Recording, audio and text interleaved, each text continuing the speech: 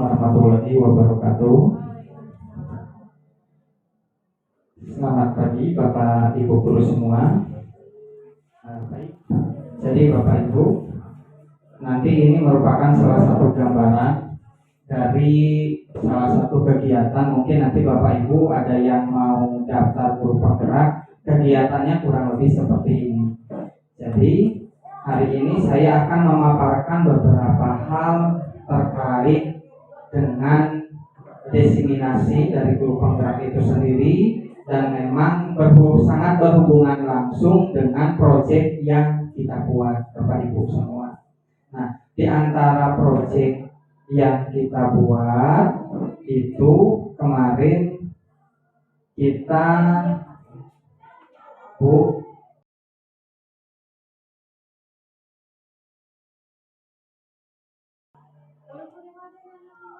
Kelar dulu, biar anak dulu. Baik. Yang pertama yang akan saya sampaikan itu terkait proyek. Jadi di minggu depan, karena saya antar istri saya wisuda, kemungkinan hari Selasa saya tidak bisa hadir. Jadi minggu depan, 1 bulan ke depan sebenarnya ya, bukan hanya minggu depan, 1 bulan ke depan itu giliran guru mata pelajaran masuk. Seperti yang sudah saya paparkan terkait dengan proyek itu. Jadi silakan guru mata pelajaran nanti membuat sebuah tema terkait pembuatan poster anak, belum menggunakan Chromebook tapi masih manual. Jadi sebuah perencanaan gitu kan. Nanti saya bagi-bagi, apakah disepakati dulu. Sebenarnya cukup 3 mata pelajaran saja itu sudah over. Kalau misalkan memang nanti pembuatan tema, pembuatan poster yang offline-nya itu memang benar-benar dibuat secara sempurna, walaupun memang tidak ada kata sempurna sebenarnya. Nah, itu nanti bisa dibuat, dirancang, dan kemudian di pertemuan berikutnya Bapak Ibu, di pertemuan nanti yang akan datang, nanti kita langsung masuk ke tahap pembuatan proyek yang menggunakan Canva. Proyeknya itu nanti menggunakan Canva, tetapi sekarang membuat rancangan terlebih dahulu dari mulai pembuatan tema. Nah, si tema ini nanti Bapak Ibu berdasarkan mata pelajarannya masing-masing. Cuman sebelum masuk ke situ tentu, karena kenapa saya kumpulkan sekarang, karena kita tahu bahwa bahasa Indonesia telah pindah. Oleh karena itu nanti otomatis Pak Ongsu yang berperan pertama kali sebelum Bapak Ibu masuk, nanti ada Pak Ongsu dulu yang masuk. Jadi bagaimana nanti beliau memaparkan pembuatan tata cara ya pembuatan poster itu, termasuk nanti dikemas dalam sebuah proposal. Boleh Bapak Ibu mau dikerjakan secara pribadi oleh anak boleh, mau juga kelompok juga boleh, tapi disarankan kelompok. Jadi dari kelima profil pelajar Pancasila nanti ada gotong royongnya masuk ketika kelompok. Nah, Bapak Ibu, selain itu ya, ada beberapa hal nilai yang harus ditekankan. Kenapa bedanya kurikulum K13 dan bedanya kurikulum Merdeka? Itu ada beberapa hal yang harus ditekankan, termasuk pada proyek ataupun pada tahap implementasi pada proses pembelajaran. Di antaranya yaitu ada budaya positif Bapak Ibu. Nah, si budaya positif ini memang tidak bisa kita ubah ya, atau tidak bisa kita terapkan secara instan Bapak Ibu. Yang namanya budaya itu membutuhkan waktu, membutuhkan tahapan, membutuhkan proses, sehingga kebiasaan anak-anak tersebut nanti akan muncul Bapak Ibu. Nah, dimulai dari apa budaya positif itu Bapak Ibu? Nah, dimulai dari paradigma belajar. Nah, jadi dimulai dari sebuah paradigma, sebuah pemikiran, sebuah dogma. Nah, itu harus kita tekankan Bapak Ibu. Nah, perubahan paradigma belajar ini Bapak Ibu, kita sudah tahu, kita sudah bisa membedakan bagaimana anak kelas 8 sama kelas 9 dengan anak kelas 7 pada proses belajar atau pandangan kita terhadap cara belajar mereka itu berbeda. Nah, di sini ada perubahan paradigma. Jadi memang harus berubah. Kalau mungkin di kurikulum sebelumnya ada beberapa hal yang belum muncul, tapi sekarang kita coba munculkan. Nah, Bapak Ibu, di perubahan paradigma belajar ini menurut Stephen R. Covey, dia ada, kita melihat ada stimulus, ada respon ya, stimulus respon, teorinya itu ada teori kontrol Bapak Ibu. Nah, ketika kalau misalkan kita contohkan Bapak Ibu di stimulus dan respon, itu ada realitas kebutuhan. Jadi dianggap realitas kebutuhan semua siswa itu sama. Ya.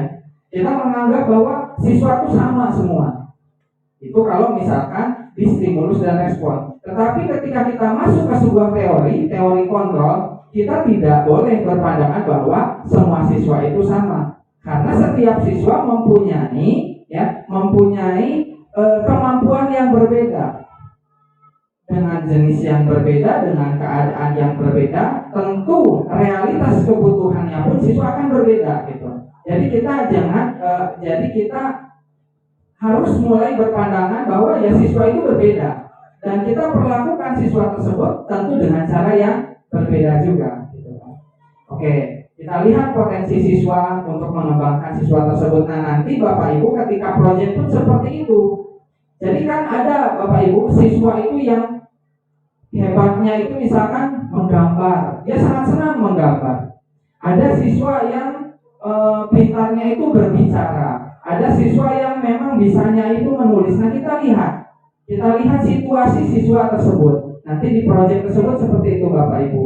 Nah, kita optimalkan masing-masing kemampuan siswa tersebut. Oke. Nah, jadi ada kebutuhan siswa itu tentu akan berbeda Bapak Ibu. Kemudian semua orang di teori stimulus ada stimulus dan respon. Semua orang melihatnya hal yang sama. Nah, ketika kita menggunakan sebuah teori kontrol, kita harus bisa memandang kemampuan siswa itu, ternyata kemampuannya itu berbeda, gambarannya itu berbeda. Nah, itu kita harus mulai bisa memandang ke arah sana Bapak Ibu. Kemudian ada stimulus dan respon. Nah, kita mencoba mengubah orang agar berpandangan sama dengan kita. Itu sistemnya sistem dikte. Pokoknya menurutnya A harus A. Nah, di teori stimulus dan respon seperti Bapak Ibu. Tapi ketika kita masuk kepada teori kontrol di kurikulum Merdeka ini Bapak Ibu, kita harus berusaha memahami pandangan orang lain tentang dunia. Kita sebenarnya misalkan memandang Bapak Ibu. Nah, saya punya ini Bapak Ibu ya. Saya punya air. Ketika saya tunjukkan kepada orang lain, Bapak Ibu, air ini apa misalkan, akan muncul beberapa jawaban yang berbeda. Ada yang bilang, oh menurut saya itu misalkan air mineral gelas. Ada yang hanya menjawab bahwa itu hanya air mineral. Ada juga yang menjawab itu adalah air. Nah, itu akan ada pandangan-pandangan yang berbeda Bapak Ibu. Nah, di teori stimulus dan kontrol itu seperti itu Bapak Ibu. Kemudian kita melihat perilaku buruk dilihat sebagai suatu kesalahan. Nah, ini mungkin terjadi beberapa gejolak gitu kan. Nah, jadi di teori stimulus dan kontrol itu ketika anak berbuat salah, maka itu langsung dijudge salah gitu kan. Nah, tapi menurut teori kontrol, jadi kita melihat perilaku anak itu pasti ada tujuannya. Nah, seperti kemarin saya melihat ada anak ya. Memang anak itu ketika pas masuk guru-guru semua itu mulai grogi ya. Jadi saya bertanya kepada anak-anak, ketika di situ masih ada cuma saya sendiri, anak lancar berbicara. Tetapi ketika guru-guru sudah masuk, mulai ada grogi. Ada anak juga Bapak Ibu yang anak itu di kelas Bapak Ibu, dia tidak bisa diam gitu. Tidak bisa diam. Tetapi pas saya coba Bapak Ibu untuk dia berbicara, walaupun berbicaranya kita jangan memandang salah dan benar Bapak Ibu ya. Dia ada keberanian untuk menyampaikan pendapatnya. Nah, itu. Jadi setiap perilaku itu kita harus analisis. Keberanian anak berbicara, keahlian anak kita analisis. Jangan hanya melihat bahwa yang salah itu salah. Tetapi kita lihat dari yang salah itu ada potensi tidak yang bisa dikembangkan. Kemudian orang lain bisa mengontrol saya, misalkan ya, oh ya, itu kontrol terhadap diri pribadi. Misalkan kepada saya, kamu harus A, kamu harus B. Nah, sedangkan di teori kontrol ini hanya ada yang bisa mengontrolnya itu dari dalam diri kita sendiri. Kita bisa mengubah diri kita dari dalam diri kita sendiri, gitu kan? Kemudian saya bisa mengontrol orang lain. Nah, ini sama, bisa dikontrol orang lain kalau stimulus dan respon itu, dan bisa mengontrol orang lain. Nah, di teori kontrol ini tidak seperti itu, Bapak Ibu. Kita tidak bisa mengontrol orang lain juga tidak bisa mengontrol kita. Tetapi kita yang bisa mengendalikan diri kita sendiri, Bapak Ibu. Kemudian pemaksaan pada saat bujukan itu gagal.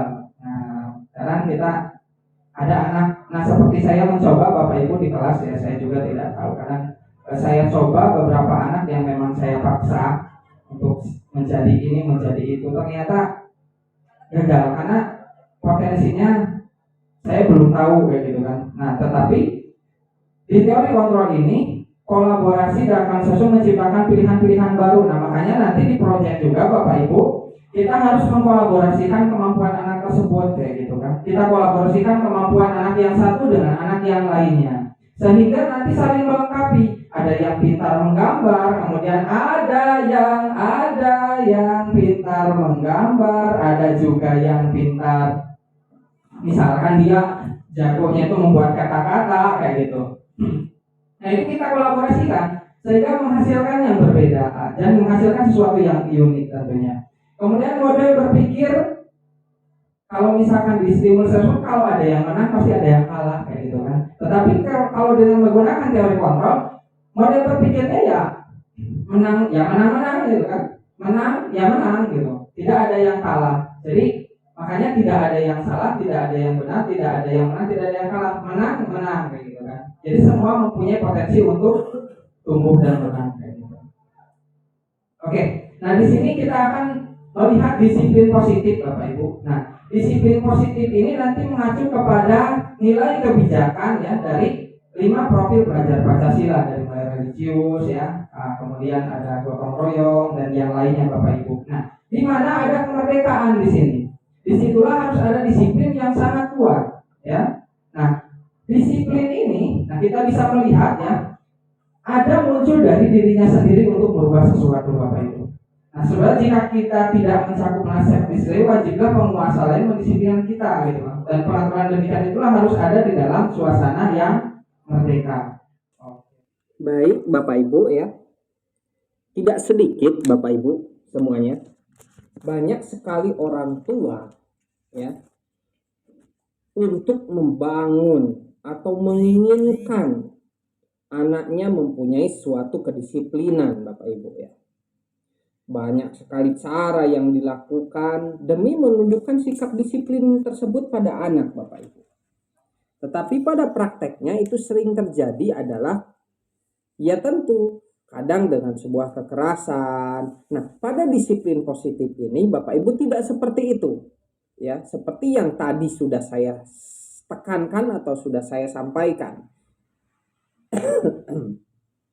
Nah, si disiplin positif ini Bapak Ibu merupakan suatu cara atau penerapan disiplin tanpa adanya kekerasan dan ancaman yang dalam praktiknya itu melibatkan komunikasi tentang perilaku yang efektif antara siapa? Antara orang tua dan anak tentunya. Nah, dalam penerapan disiplin positif ini Bapak Ibu, anak diajarkan untuk memahami konsekuensi dari perilaku mereka. Selain itu, disiplin positif juga mengajarkan anak akan tanggung jawab serta rasa hormat dalam berinteraksi dengan lingkungannya Bapak Ibu. Jadi disiplin positif itu seperti apa kan gitu kan? Jadi disiplin positif ini Bapak Ibu merupakan salah satu cara penerapan disiplin yang bertujuan untuk menumbuhkan kesadaran untuk memberdayakan anak untuk melakukan sesuatu tanpa sogokan, ancaman maupun hukuman Bapak Ibu. Nah, si disiplin positif ini Bapak Ibu, dia akan membuat anak itu mengerti bahwa ketika ia melakukan sesuatu, maka ia akan merasa nyaman. Nah, ini adalah ciri khas dari disiplin positif. Bukan karena ada hukuman ataupun ada embel-embel pujian ataupun hadiah, tetapi memang itu muncul Bapak Ibu dari dalam diri, dari pribadi anak itu sendiri. Disiplin positif juga Bapak Ibu, dia akan membuat sebuah rutinitas, ya, akan membuat sebuah rutinitas Bapak Ibu. Jadi nanti kesananya akan membuat sebuah rutin. Keadaan yang dilakukan di sekolah Bapak Ibu itu nanti akan berdampak positif, bahkan terbawa oleh anak di rumah Bapak Ibu. Nah, itu adalah salah satu yang sangat luar biasa ketika disiplin positif itu mampu diterapkan Bapak Ibu. Nah, kemudian Bapak Ibu, si disiplin positif ini dia tidak menitik beratkan kepada sebuah hukuman. Jadi hukuman itu bukan lagi strategi untuk mendisiplinkan anak, untuk mencapai satu tujuan. Justru hukuman itu Bapak Ibu memiliki dampak jangka pendek ataupun jangka panjang yang sangat berpengaruh terhadap kemandirian anak. Cuman Bapak Ibu memang ini tidak bisa dilakukan secara instan Bapak Ibu. Ada proses yang harus dilalui sampai si disiplin positif ini memang benar-benar nanti bisa dilaksanakan Bapak Ibu. Tetapi ketika gitu kan, disiplin positif ini sudah berjalan dengan baik, maka anak akan mempunyai suatu kedewasaan, berbeda halnya dengan suatu hukuman. Ada dampak Bapak Ibu, anak menghindari suatu hukuman dengan berbohong, karena takut, tidak berani berkomunikasi, menyendiri gitu kan. Dan itu akan sampai ke titik ketika dia nanti dewasa Bapak Ibu. Nah, si disiplin positif ini dia menggunakan sebuah motivasi Bapak Ibu ya, motivasi internal yang ada pada diri anak itu sendiri. Dalam diri untuk mencapai tujuan Bapak Ibu, bukan menggunakan motivasi eksternal dari hukuman tadi, ancaman, sogokan, maupun pujian dari orang lain Bapak Ibu ya. Bagaimana sih cara memberikan atau melakukan sebuah disiplin positif? Nah Bapak Ibu, kalau misalkan kita pujian biasa ya, artinya ketika anak sudah tidak dipuji lagi, dia tidak akan mampu dia tidak akan mampu bangkit Bapak Ibu ya. Tapi berikan Bapak Ibu, anak Bapak Ibu itu sebuah dukungan. Ya, sebuah dukungan. Gitu kan. Karena ingat Bapak Ibu, pujian itu mengakibatkan seorang anak menjadi gila pujian dan mengukur diri mereka sendiri berdasarkan pujian dari orang lain Bapak Ibu, ketimbang memiliki penghargaan terhadap diri sendiri. Nah itulah Bapak Ibu yang harus ditekankan, itu bagaimana anak itu mampu menghargai dirinya sendiri Bapak Ibu.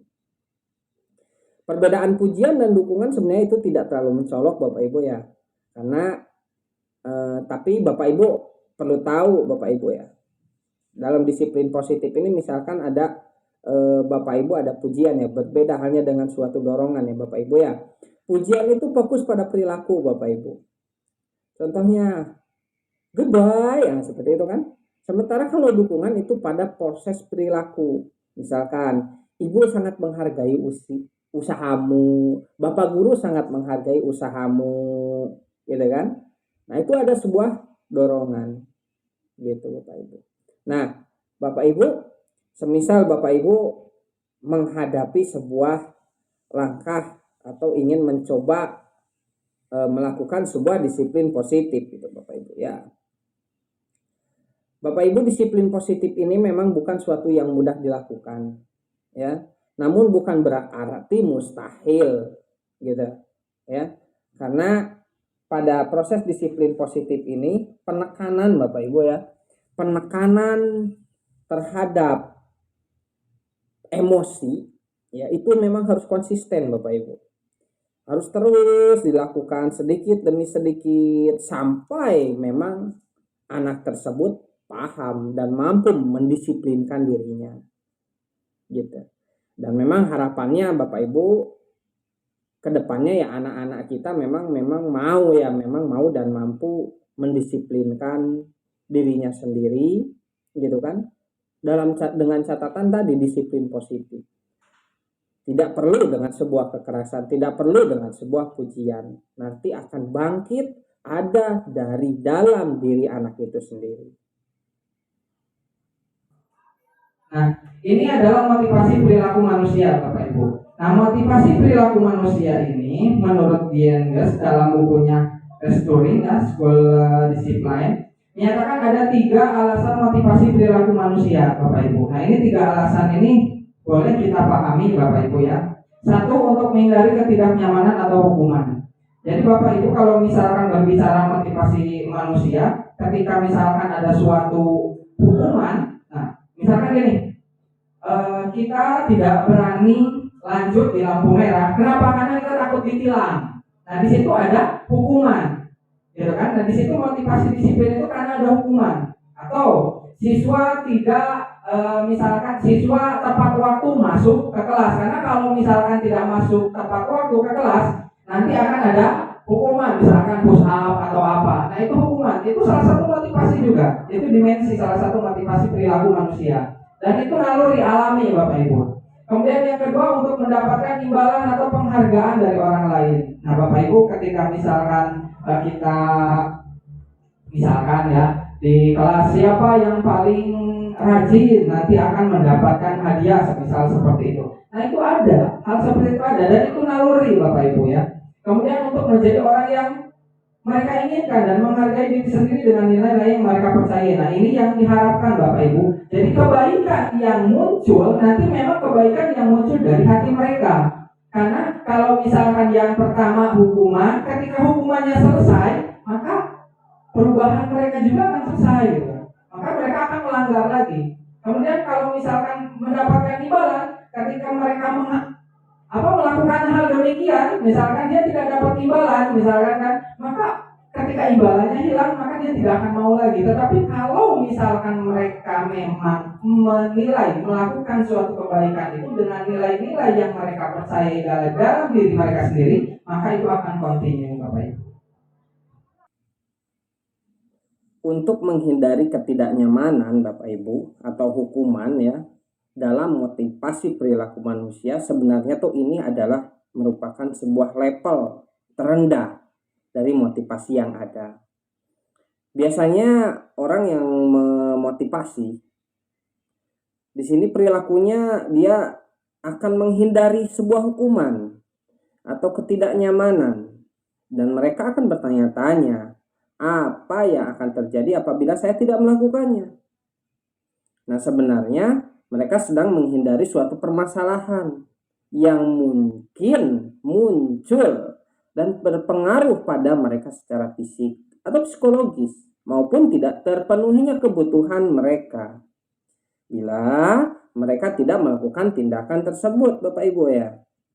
Nah, kemudian ketika seseorang termotivasi untuk mendapatkan suatu imbalan Bapak Ibu atau penghargaan dari orang lain, ini kan satu tingkat nih di atas yang tadi nih. Jadi di sini orang berperilaku untuk mendapatkan suatu imbalan atau hanya sebuah penghargaan dari orang lain. Orang dengan memotivasi ini akan bertanya-tanya, apa sih yang akan saya dapatkan apabila saya melakukannya? Mereka melakukan sebuah tindakan gitu untuk mendapatkan pujian dari orang lain yang menurut mereka itu penting, dan mereka letakkan dalam dunia yang berkualitas bagi mereka. Mereka juga melakukan sesuatu untuk mendapatkan pengakuan ataupun imbalan. Dan kemudian ketika seseorang termotivasi untuk menjadi orang yang mereka inginkan dan menghargai diri sendiri dengan nilai-nilai yang mereka percayai, nah ini adalah sesuatu yang patutnya memang dikembangkan. Orang dengan motivasi ini dia akan bertanya-tanya Bapak Ibu, akan menjadi orang yang seperti apa bila saya melakukannya. Mereka melakukan sesuatu karena nilai-nilai yang mereka yakini dan hargai, dan mereka lakukan karena mereka ingin menjadi orang yang melakukan nilai-nilai tersebut. Mereka ingin menjadi orang yang melakukan nilai-nilai yang mereka yakini tersebut, Bapak Ibu. Ini adalah motivasi yang akan membuat seseorang memiliki kedisiplinan positif. Karena motivasi perilakunya bersifat internal. Muncul dari dalam dirinya, bukan eksternal. Yang kadang motivasi eksternal itu bersifat paksaan ataupun bersifatnya kalau eksternal itu sementara karena bukan muncul karena kesadarannya. Tapi kalau dengan motivasi internal, dengan menghargai dirinya sendiri, mereka menghargai apa yang mereka buat, mereka percayai, mereka rencanakan, mereka eksekusi, disitulah motivasi tersebut memang akan benar-benar muncul, Bapak Ibu. Nah, ini yang harus kita tekankan dan kita harus mulai proses ya kepada anak-anak kita terhadap motivasi yang tersebut kayak gitu. Oke, nah ini adalah kebutuhan dasar manusia. Nah, kayak gitu.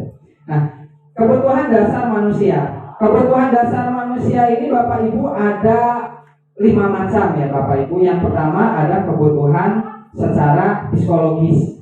Itu pasti Bapak Ibu kita butuh makan, butuh minum, kita butuh tidur, butuh pakaian dan lain-lain. Itu psikologis Bapak Ibu ya. Kemudian kita membutuhkan sebuah rasa aman. Nah, rasa aman ini dia termasuk ya keamanan, keteraturan, stabilitas itu terhadap dirinya. Ada juga sosial, afeksi, relasi keluarga dan lain-lain. Kemudian ada penghargaan. Dari penghargaan ini yaitu pencapaian satu tanggung jawab reputasi. Dan ini yang ada di puncak ini yaitu aktualisasi diri. Dan ini masih kadang langka Bapak Ibu ya, yaitu mengembangkan diri, pemenuhan ideologi dan lain-lain Bapak Ibu. Nah, Bapak Ibu, berhubungan dengan hierarki kebutuhan yang Mas Lau katakan tadi ya. Kebutuhan psikologis atau psychological needs, Bapak Ibu, ini merupakan kebutuhan paling besar pada setiap orang termasuk siswa, Bapak Ibu. Kebutuhan ini adalah kebutuhan psikologis, yakni kebutuhan untuk mempertahankan hidupnya secara fisik, Bapak Ibu. Nah, kebutuhan-kebutuhan seperti ini, ya, seperti halnya sesuatu yang pokok, Bapak Ibu, karena nanti akan berhubungan dengan kebutuhan akan makanan, Bapak Ibu ya, kebutuhan akan minum, kebutuhan tempat berteduh, tidur, oksigen, sandang, pangan, papan, Bapak Ibu. Nah, kebutuhan-kebutuhan psikologis ini adalah potensi paling besar atau potensi paling dasar dan besar bagi semua pemenuhan kebutuhan di atasnya, Bapak Ibu. Manusia yang lapar akan selalu termotivasi untuk makan, bukan untuk mencari teman ataupun dihargai, Bapak Ibu ya. Jadi kita harus paham nih kebutuhan anak secara psikologisnya, Bapak Ibu, harus kita penuhi. Manusia akan mengabaikan atau menekan dulu semua kebutuhan lain sampai kebutuhan psikologis ini terpuaskan, Bapak Ibu. Ini nyata, Bapak Ibu. Terjadi. Bapak Ibu bisa perhatikan ketika anak di kelas, Bapak Ibu. Ya. Di masyarakat, Bapak Ibu, di posisi anak, Bapak Ibu ya, kita bisa melihat, Bapak Ibu ya, kebutuhan untuk memuaskan diri ini, atau gaya hidup anak ini, itu mereka biasanya sudah memiliki sesuatu yang memang cukup gitu. Tetapi ketika mereka berkata, saya misalkan tidak nyaman lah ya, saya misalkan rasa lapar gitu kan, yang sebenarnya mereka pikirkan adalah cita rasa makanan yang hendak dipilih sebenarnya kan.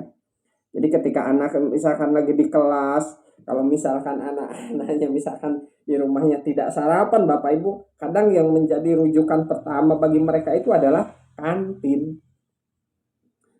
Nah, seseorang yang sungguh-sungguh, Bapak Ibu ya, yang sungguh-sungguh misalkan sedang rasa lapar, anak yang sungguh-sungguh sedang rasa lapar ya, dia tidak akan terlalu peduli dengan rasa sebenarnya, Bapak Ibu. bau, temperatur ataupun tekstur makanan Bapak Ibu ya. Jadi terkadang kalau misalkan anak-anak kita nih yang lagi di kelas kadang pengen langsung cepat-cepat ke kantin, pengen cepat-cepat istirahat. Nah, ini merupakan salah satu kebutuhan psikologis. Jadi tidak bisa misalkan anak full tanpa istirahat, itu tidak bisa Bapak Ibu, karena ada kebutuhan psikologis yang harus dipenuhinya. Kebutuhan psikologis ini berbeda Bapak Ibu dengan kebutuhan-kebutuhan yang lainnya. Pertama, ya, kebutuhan psikologis itu adalah satu-satunya kebutuhan yang bisa terpuaskan sepenuhnya atau minimal di atas, ya. Minimal bisa diatasi lah ya. Manusia dapat merasakan cukup Bapak Ibu ya. Siswa dapat merasakan cukup dalam aktivitas makan ya, sehingga pada titik ini daya penggerak untuk makan akan hilang Bapak Ibu. Nah, bagi seorang yang baru saja menyelesaikan sebuah santapan besar dan kemudian membayangkan sebuah makanan lagi, sudah cukup untuk membuatnya mual Bapak Ibu ya. Nah, ini harus kita tekankan Bapak Ibu. Yang kedua, ini khas ya Bapak Ibu, dalam kebutuhan psikologis adalah hakikat pengulangan Bapak Ibu. Setelah manusia itu makan, mereka akhirnya akan menjadi lapar lagi dan akan terus-menerus mencari makanan dan air lagi. Sementara kebutuhan di tingkat yang lebih tinggi tidak harus menerus seperti itu Bapak Ibu.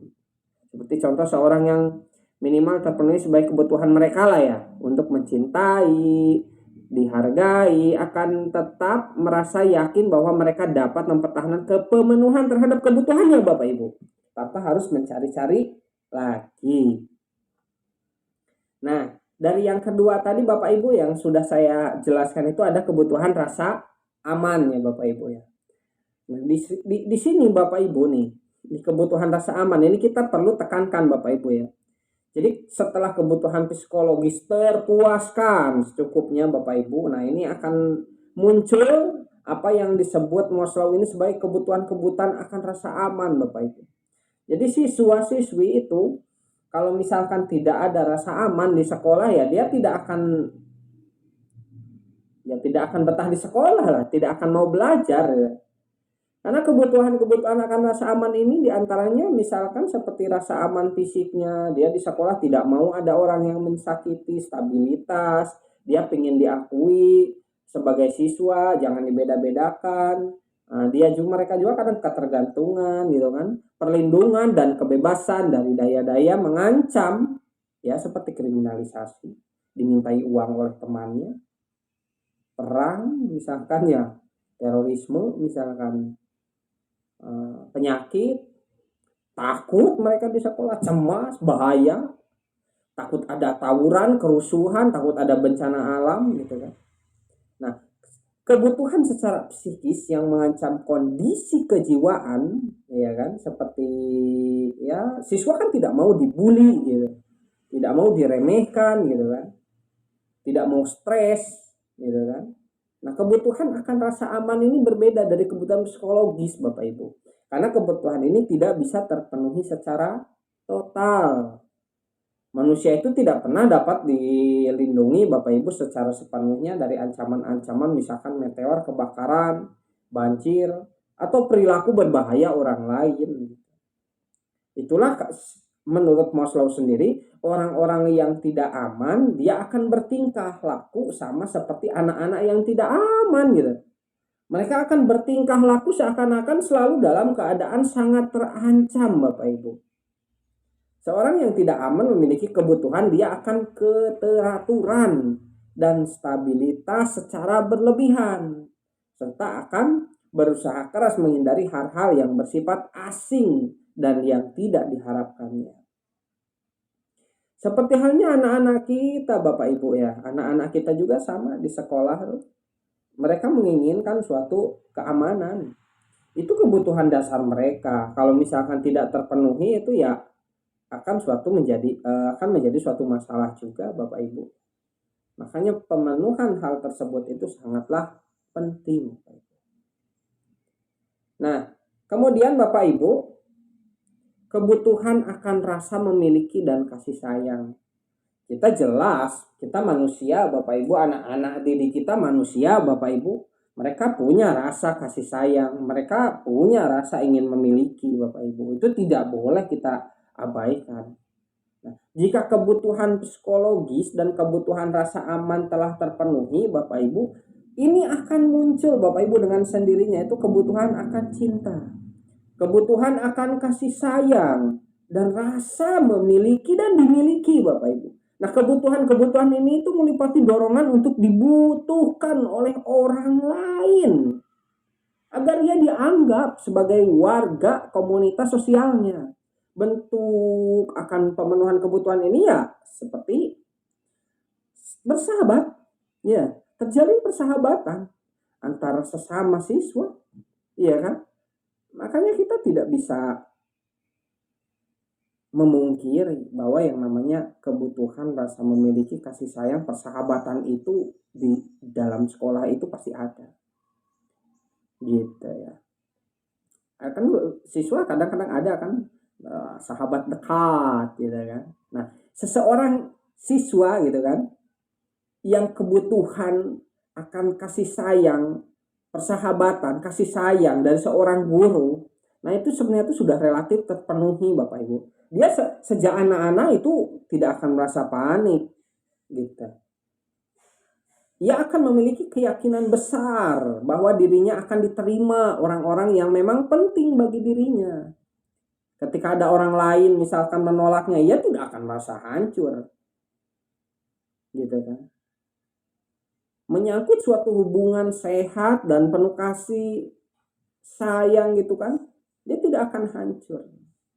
Kalau misalkan pemenuhan ini ya bisa tercapai. Kemudian selanjutnya Bapak Ibu, setelah kebutuhan dicintai dan dimiliki tercukupi ya, dan kebutuhan psikologis dan yang lainnya tercukupi, ini akan muncul Bapak Ibu yang namanya kebutuhan akan penghargaan. Ini kita harus tekankan Bapak Ibu ya. Ya, setiap siswa itu pengen dihargai lah, setiap orang pengen dihargai lah ya. Setiap orang itu pasti pengen dihargai. Kita pun pengen dihargai, Bapak Ibu pun pernah pengen dihargai, sama siswa juga pengen dihargai gitu. Nah, selanjutnya si siswa gitu kan, siswa itu pada dasarnya punya egonya sendiri loh Bapak Ibu ya. Ada egonya, ada keinginan untuk ya berprestasi dan memiliki prestasi itu pasti ingin lah Bapak Ibu. Nah, si Maslow sendiri Bapak Ibu menemukan bahwa setiap orang itu yang memiliki dua kategori Bapak Ibu mengenai kebutuhan penghargaan itu ya, yaitu ya kebutuhan yang lebih rendah dan lebih tinggi tentunya ya. Kebutuhan yang rendah adalah misalkan kebutuhannya ya hanya sekedar menghormati orang lain, kebutuhan akan status, ketenaran, kemuliaan, pengakuan, perhatian, reputasi, gitu kan, martabat gitu kan. Nah, ini yang dasarnya Bapak Ibu. Nah, kebutuhan yang lebih tinggi dari penghargaan ini adalah kebutuhan akan harga diri termasuk perasaan. Siswa hati-hati, setiap siswa itu mempunyai harga dirinya. Kita tidak boleh menjatuhkan siswa di depan orang lain Bapak Ibu. Ya, karena mereka punya harga diri, mereka punya keyakinan, mereka punya kompetensi, prestasi, penguasaan, kemandirian, dan suatu kebebasan untuk menyampaikan apa yang mereka ingin sampaikan. Dan sekali manusia, sekali siswa dapat memenuhi kebutuhan untuk dihargai, mereka sudah siap memasuki gerbang aktualisasi diri Bapak Ibu. Yaitu disinilah kebutuhan tertinggi yang ditemukan oleh Maslow itu sendiri. Nah, kebutuhan akan aktualisasi ini Bapak Ibu, dia berhubungan dengan kebutuhan untuk membuktikan dan menunjukkan dirinya kepada orang lain. Pada tahap ini seseorang mengembangkan semaksimal mungkin Bapak Ibu segala potensi yang dimilikinya. Kebutuhan aktualisasi diri ini adalah kebutuhan yang tidak melibatkan keseimbangan, tetapi melibatkan keinginan yang terus-menerus untuk memenuhi potensinya. Maslow melukiskan kebutuhan ini sebagai hasrat untuk semakin menjadi diri sepenuhnya, sepenuh kemampuannya sendiri. Menjadi apa saja menurut kemampuannya. Gitu kan? Nah, rasa aktualisasi diri ini langsung muncul setelah kebutuhan yang lainnya terpenuhi. Gitu. Dan ini kita perlu sadari, banyak sih anak muda, banyak siswa kita memiliki pemenuhan yang cukup terhadap kebutuhannya lebih rendah sih, seperti reputasi dan harga diri. Tetapi mereka belum juga mencapai aktualisasi diri gitu Bapak Ibu. Nah, ini perlu kita perhatikan baik-baik Bapak Ibu ya. Kebutuhan-kebutuhan yang memang siswa kita perlukan. Karena sama, mereka juga manusia, sama mereka juga seperti kita Bapak Ibu ya. Perlu dihargai, perlu diakui keberadaannya, ya perlu. Ini tidak bisa tidak Bapak Ibu, sangat penting Bapak Ibu ya.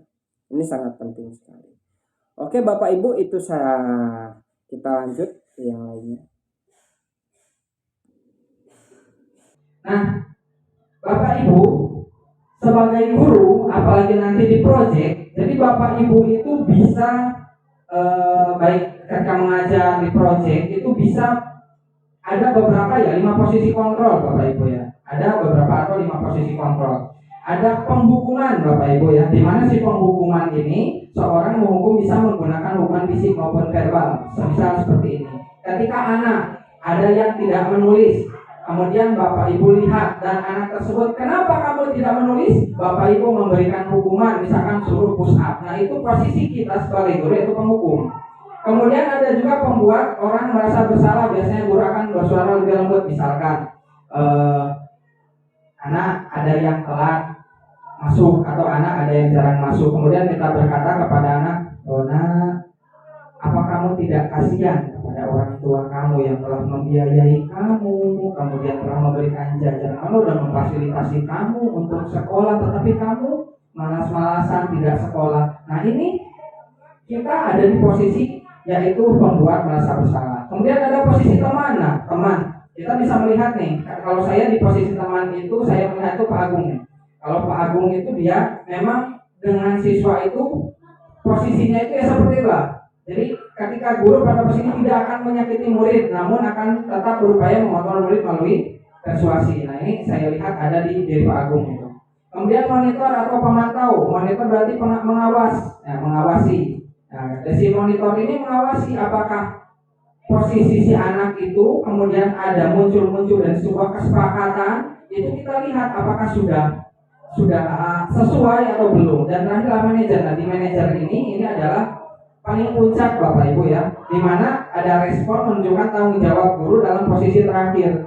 Jarang, masih sangat jarang Bapak Ibu, dan memang sangat sulit naik ke posisi ini Bapak Ibu. Nah, baik Bapak Ibu, pada 5 posisi kontrol ini yang barusan saya sampaikan, saya akan mencoba menjelaskan lebih mendalam lagi ya Bapak Ibu ya. Jadi, kelima posisi kontrol, misalkan Bapak Ibu adalah posisi seorang penghukum, kita bisa mengidentifikasi Bapak Ibu. Seorang penghukum itu bisa menggunakan hukum fisik maupun hukum verbal. Orang-orang yang menjalankan posisi penghukum itu senantiasa mengatakan bahwa sekolah memerlukan sistem atau alat yang dapat lebih menekan murid-murid itu lebih dalam lagi. Guru-guru yang menerapkan posisi penghukum itu akan berkata, patuhi aturan saya atau awas. Nah, itu salah satu contoh Bapak Ibu. Kamu selalu saja salah. Selalu. Pasti selalu yang terakhir selesai. Nah, posisi seorang guru, gitu kan, dalam hal seperti ini dia senantiasa percaya hanya ada satu cara agar pembelajaran itu bisa berhasil, yaitu cara dia membuat orang-orang merasa bersalah. Nah, pada posisi ini biasanya guru akan bersuara lebih lembut. Ya, kalau pembuat orang merasa bersalah itu akan menggunakan keheningan yang membuat orang lain merasa tidak nyaman, bersalah, atau rendah diri. Kata-kata keluar dengan lembut. Itu kalau misalkan di posisi merasa bersalah. Contohnya begini Bapak Ibu ya. Ibu sangat kecewa sekali dengan kamu. Ya kan? Berapa kali Bapak harus memberitahu kamu ya. Ataupun gimana coba kalau orang tua kamu tahu kamu berbuat begini. Nah, di posisi ini murid akan memiliki penilaian diri yang buruk tentang diri mereka. Murid merasa tidak berharga dan telah mengecewakan orang-orang yang disayanginya. Ada juga posisi sebagai misal seorang guru penggerak atau seorang guru itu sebagai teman ya Bapak Ibu. Nah, guru pada posisi ini dia tidak akan menyakiti murid Bapak Ibu, namun akan tetap berupaya mengontrol murid melalui persuasi. Posisi teman pada guru itu bisa negatif ataupun positif. Positif di sini berupa hubungan baik yang terjalin antara guru dan murid. Guru di posisi teman menggunakan hubungan baik dan humor untuk mempengaruhi seseorang. Dan mereka pun biasanya berkata seperti ini Bapak Ibu. Ayo bantulah demi Bapak ya. Ayo ingat, tidak bantuan Bapak selama ini. Ya, sudah kali ini tidak apa-apalah. Nanti Bapak saja yang bantu bereskan. Nah, hal negatif dari posisi teman ini ada Bapak Ibu. Jadi bila suatu saat guru tersebut tidak membantu, maka murid akan kecewa dan berkata, saya pikir Bapak teman saya. Murid akhirnya murid merasa dikecewakan dan tidak mau lagi berusaha. Hal lain yang mungkin timbul adalah murid hanya akan bertindak untuk guru tertentu dan tidak untuk guru lainnya. Murid akan tergantung pada guru tersebut Bapak Ibu. Nah, ada lagi tadi Bapak Ibu yang sudah saya sampaikan itu monitor atau pemantau Bapak Ibu. Nah, memonitor berarti mengawasi Bapak Ibu. Nah, pada saat kita mengawasi artinya kita bertanggung jawab atas perilaku orang-orang yang kita awasi. Nah, posisi pemantau ini berdasarkan pada peraturan-peraturan dan konsekuensi yang sudah ada. Dengan menggunakan sanksi atau konsekuensi tidak dapat memisahkan hubungan pribadi kita dengan murid. Sebagai seseorang yang menjalankan posisi pemantau Bapak Ibu, biasanya pertanyaan yang diajukan seorang pemantau ini seperti ini. Peraturannya apa? Apa yang telah kamu lakukan? Sanksi atau konsekuensinya apa sih? Nah, biasanya seperti itu Bapak Ibu.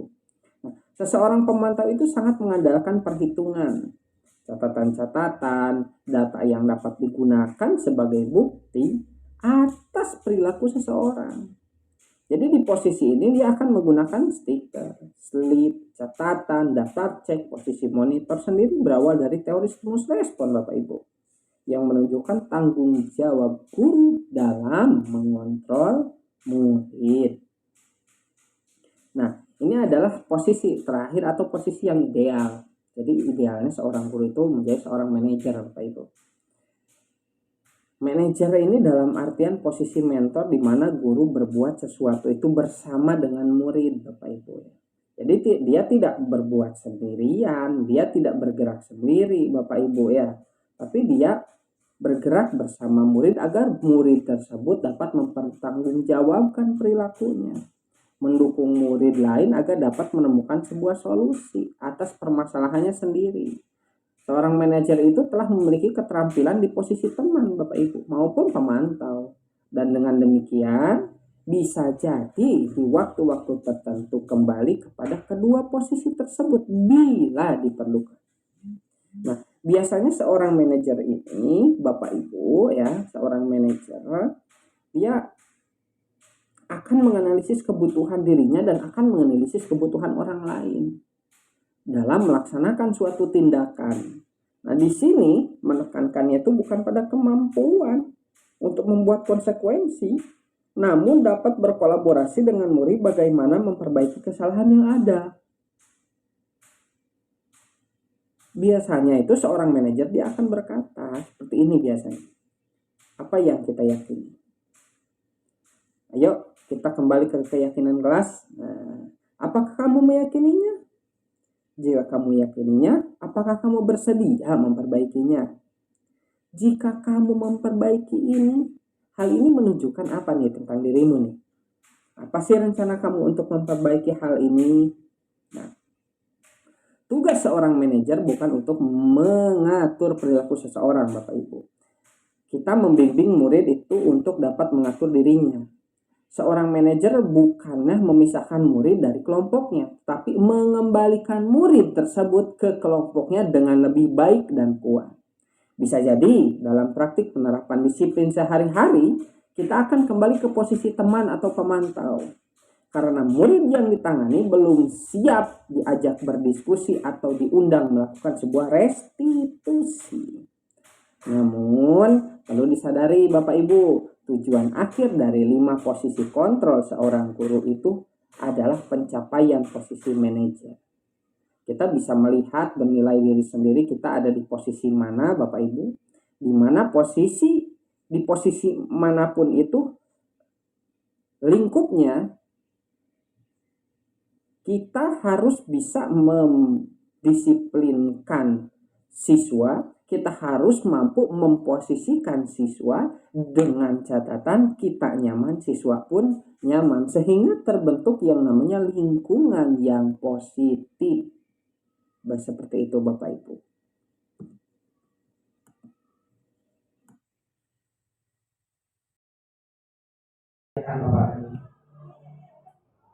Nah, kemudian Bapak Ibu yang perlu kita tekankan, mungkin Ibu Gusniarti ya, yang sekarang lagi PPG, nah itu tidak asing dengan yang namanya keyakinan kelas.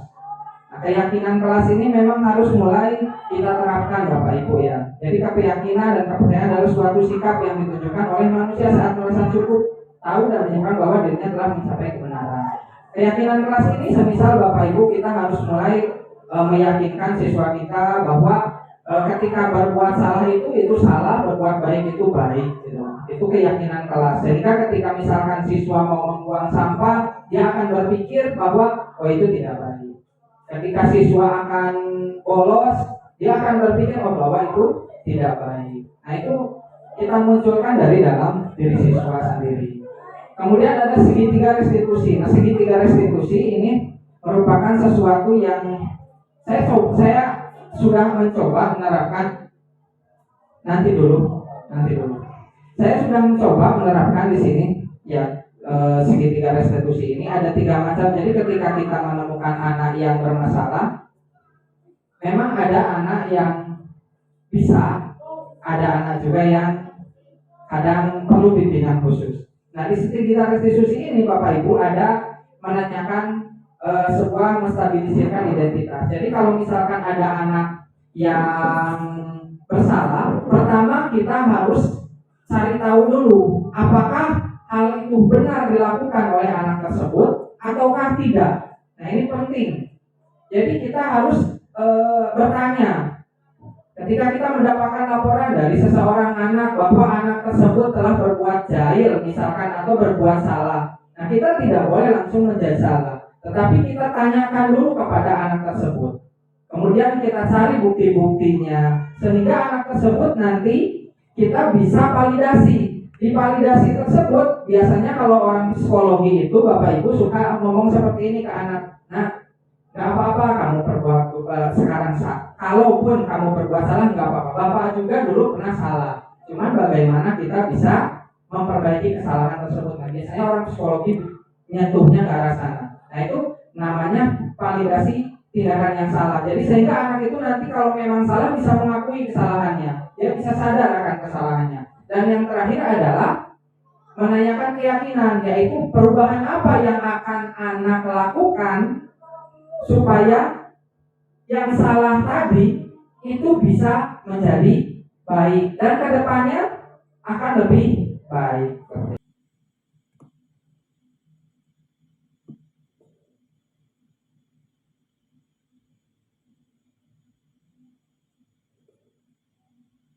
Dalam segitiga restitusi ini dilakukan sebagai salah satu kontrol penguasaan diri, menentukan sikap yang mengacu pada nilai yang siswa itu ingin dihargai Bapak Ibu.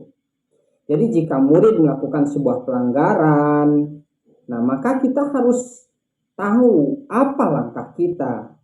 Siapa yang mengingatkan? Apakah mereka kita beri hukuman atau kita maafkan saja? Nah, ini seperti contoh kasusnya begini Bapak Ibu kalau dalam segitiga restitusi ya. Jadi ketika melakukan pembelajaran praktik terhadap siswa, dia menggunakan pakaian kerja misalnya. Jadi siswa tidak lengkap nih pakaian kerjanya sesuai keyakinan kelas.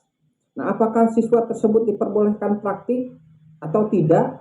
Nah, selama ini kebiasaannya ini adalah ya langsung memaafkan atau membuat mereka tidak nyaman kan seperti itu Bapak Ibu ya. Jadi kalau misalkan mau praktikum gitu kan, ya doa silahkan atau ya tidak boleh atau dihukum. Nah, dalam segitiga restitusi itu tidak bisa lagi seperti itu Bapak Ibu.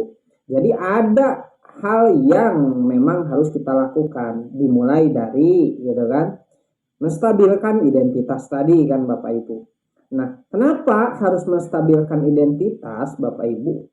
Karena apa yang siswa lakukan atau dalam tanda kutip siswa membuat sebuah kesalahan, tentu kita harus tahu dulu Bapak Ibu ya. Kenapa siswa tersebut membuat kesalahan? Makanya harus distabilkan dulu identitas. Ditanya dulu benar atau tidak. Dipalidasi tindakan yang salahnya. Kemudian yang terakhir adalah kita menanyakan keyakinan. Kenapa harus tanyakan keyakinan? Ya supaya siswa tersebut mau berubah gitu kan. Jadi kalau langkah pertama dalam bagian segitiga dasar sebuah restitusi itu menstabilkan identitas. Jika anak berbuat salah maka ada kebutuhan dasar mereka yang tidak terpenuhi. Bagian dasar inilah dari segitiga restitusi ini memiliki tujuan untuk merubah orang yang gagal karena telah berbuat kesalahan menjadi orang yang sukses Bapak Ibu. Kita harus mampu meyakinkan mereka dengan mengatakan kalimat misalkan seperti ini, tidak ada manusia yang sempurna. Saya juga pernah melakukan kesalahan seperti itu. Ketika seseorang dalam kondisi emosional, maka otak tidak akan mampu berpikir rasional Bapak Ibu. Saat inilah kita menstabilkan identitas anak. Anak kita bantu ya untuk tenang dan mencari solusi untuk menyelesaikan sebuah permasalahan. Nah, sesudah dilakukan, maka langkah kedua adalah kita validasi tindakan yang salah. Nah, konsep langkah kedua adalah kita harus memahami kebutuhan dasar yang mendasari tindakan anak berbuat salah, Bapak Ibu. Nah, menurut sebuah teori kontrol, semua tindakan manusia itu baik ya atau buruk gitu kan, pasti memiliki maksud tujuan tertentu gitu. Nah, jadi ketika kita menolak anak yang berbuat salah, Bapak Ibu, dia akan tetap dalam masalah. Yang diperlukan apa? Yang diperlukan adalah kita memahami alasan melakukan hal tersebut sehingga anak merasa dipahami tentunya. Nah, lanjutnya langkah ketiga dalam restitusi itu kan tadi menanyakan keyakinan. Nah, menanyakan keyakinan ini berdasarkan sebuah teori kontrol, dia menyatakan bahwa kita pada dasarnya termotivasi secara internal Bapak Ibu. Ketika langkah 1 dan langkah 2 sukses dilakukan, maka anak akan siap untuk dihubungkan dengan nilai-nilai yang dia percayai dan berpindah menjadi orang yang dia inginkan. Penting menanyakan ke anak tentang kehidupan ke depan yang dia inginkan. Jadi ketika mereka sudah menemukan gambaran masa depannya, Bapak Ibu, guru dapat membantu mereka untuk tetap fokus pada gambarannya. Melalui segitiga restitusi, kita dapat mewujudkan mereka menjadi murid yang merdeka. Mereka mampu menyelesaikan masalah dengan motivasi internal dan tentunya bertanggung jawab terhadap pilihan mereka. Nah, inilah kenapa kita sangatlah penting akan melakukan sebuah segitiga restitusi namanya Bapak Ibu. Karena dengan melakukan segitiga restitusi dalam artian ya kita itu mengakui anak tersebut gitu kan. Anak akan merasa diakui keberadaannya. Nah, makanya di dalam segitiga restitusi Tidak bisa kita memutuskannya sendiri, Bapak Ibu. Jadi saya tekankan sekali lagi, Bapak Ibu, ada 3 buah hal yang penting Bapak Ibu dalam segitiga restitusi ya. Yaitu 1, kita menstabilkan identitas, karena setiap orang pasti pernah melakukan kesalahan, gitu kan. Yang kedua, kita validasi tindakan yang salah. Bisa kita ucapkan, kamu tentu punya alasan mengapa melakukan ini. Apakah cara yang lebih efektif untuk mendapatkan apa yang kamu butuhkan? Dan yang ketiga, menanyakan sebuah keyakinan. Keyakinan kelas, apa yang telah kita sepakati. Misal kita bisa bertanya seperti itu, kamu ingin menjadi orang yang seperti apa? Nah, bisa dilakukan seperti itu Bapak Ibu dalam sebuah segitiga restitusi. Oke. Nah, itu saja yang akan saya sampaikan Bapak Ibu. Oke, terima kasih. Ini yang bisa saya sampaikan. Assalamualaikum warahmatullahi wabarakatuh.